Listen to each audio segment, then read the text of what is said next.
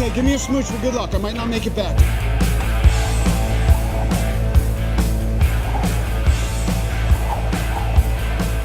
Go get him, boss. You complete me?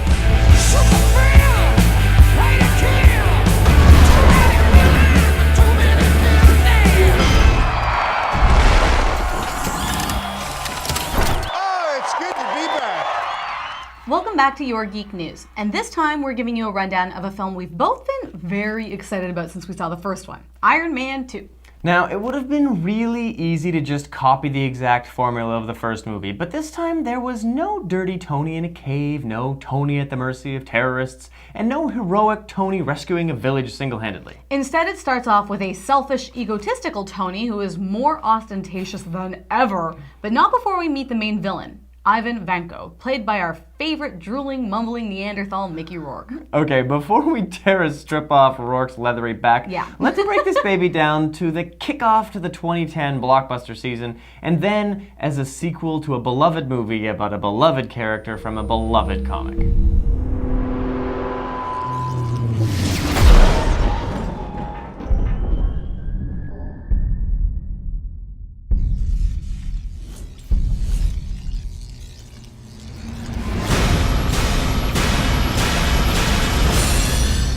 It was brilliant that the movie started off 5 minutes before the end of the first one, at the press conference where Tony admits he's Iron Man. Except this time we see it in Russia and immediately get introduced to not only the main bad guy in the movie, Ivan Vanko, but the sad story of a dying Russian physicist whose bright legacy was crushed by Howard Stark, giving Ivan fuel for his vengeful fire. Now, in the first 10 minutes, Ivan's father dies, Rourke spends a moment awkwardly roaring, and then he's immediately on his way not only deciphering his genius father's blueprints to the arc reactor technology, but improving upon it as effortlessly as Tony Stark. It might have helped if we knew he was also a genius physicist and not just a grubby criminal. No kidding. Now, it started off with a dirty Ivan working vengefully, mirroring Tony's first challenge in part one. If that was an attempt to make us care about him, it failed. Yeah. Rourke was kind of awful. Honestly, he mumbled so much that I couldn't tell when he was speaking English or Russian. Oh, agreed. He was the most distracting part of the film, but not in a good way. No. Now, the rest of the movie, however, was exactly what I could have hoped for as a follow-up. It was awesome. Yeah, I agreed. You know, Gwyneth was an endearing Pepper Potts and an even greater responsible woman this time because she's the new chairman and CEO of Stark Industries. Now, we even get to see more of Jon Favreau as Happy Hogan, which is a great cameo. He's hilarious. And you know what? We meet a handful of new characters in this one aside from Mickey Rourke. We have Sam Rockwell as Justin Hammer.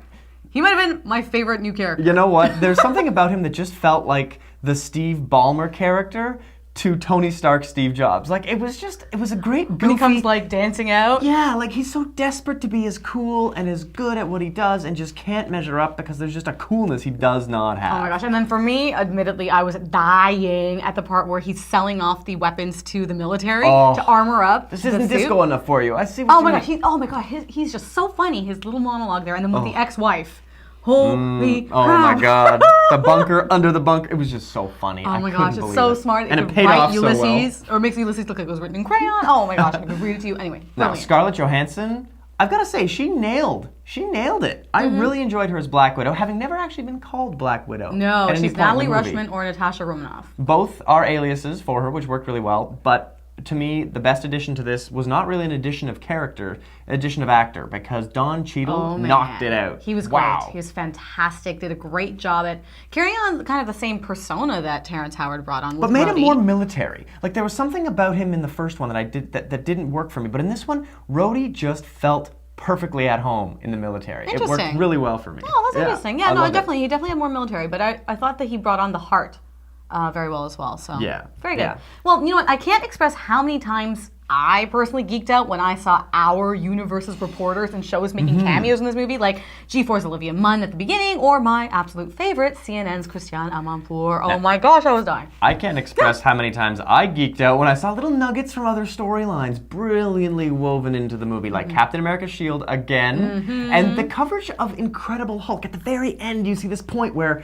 it's that attack from the Incredible Hulk, which was so cool. We got a bunch of stuff about the Avengers, right down to the supernatural nanny-loving Agent Coulson. It was great. Oh my gosh. Now, within the first hour, we get Rhodey and Tony at odds with each other, and Tony has his own internal demons to contend with. Oh, and an epic birthday party scene where Tony pees himself while inside the Iron Man suit. Amazing. Awkward. When he's drunk in that outfit, it's so much fun. Oh my gosh. You know what? The characters just bounce off each other wonderfully, and the stories converge just as you start to think that they're getting a little haywire. It was so well done. Yeah, exactly. It's a killer blockbuster, to be sure, but let's take a look at how well it stayed true to the first film and to the character of Iron Man. What I saw you do to Tony Stark on that track, Wow. you need my resources. I want to make Iron Man look like an antique.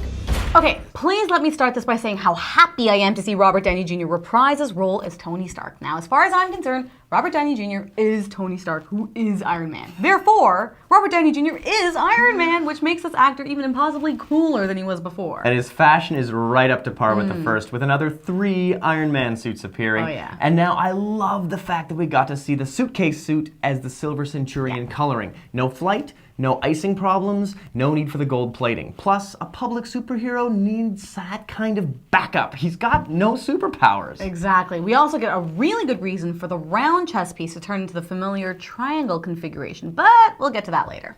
Now, right off, the first big question is, what does Stark Industries do now? It's been 6 months since the last film, and we really don't see what they do. They're not making weapons, so what are they doing? Exactly. Now, I got the impression he was relaunching Stark Expo as this new kind of exhibition where innovation and technology are celebrated. So, kind of like a mashup of Mac Expo and TED Talks. Now, the cool thing about the Stark Expo is it arcs throughout the entire film, and it's a way to get into the history of the Stark family. It makes it relevant to talk about Howard Stark and his involvement with S.H.I.E.L.D., and it really gets up this emotional baggage for Tony because it gives you the opportunity for Tony to almost interact with his father in a way that, you know, the character was only in photos in the first one, and he was played by a different actor this time. Now, that interaction really broadens out his character and gets him back in the lab. Innovating, which is true to his character in the comics. Tony Stark is not just a superhero, he's a scientist. Exactly, and in that context, he builds a particle accelerator from scratch and then builds a new element. Now, the science here is purposefully very vague because that element would probably be radioactive and blink out of existence immediately, but man, was it ever epic. And it explains how he gets the triangular chess piece, since the new element, which he randomly makes from a triangular piece of metal, is the cure he's been looking for the poisonous palladium plate he's been putting into his chest since saving his life in the first film. But the best part is definitely Rhodey turning into War Machine. Although you only hear that name referenced once as kind of an offhanded remark. Now, Rhodey was in the Mark II suit within the first hour of the film, but did anyone else wonder how the heck it was powered? Tony uses the arc reactor in his chest to power it, but the Mark II just happened to have one running the suit. I call shenanigans.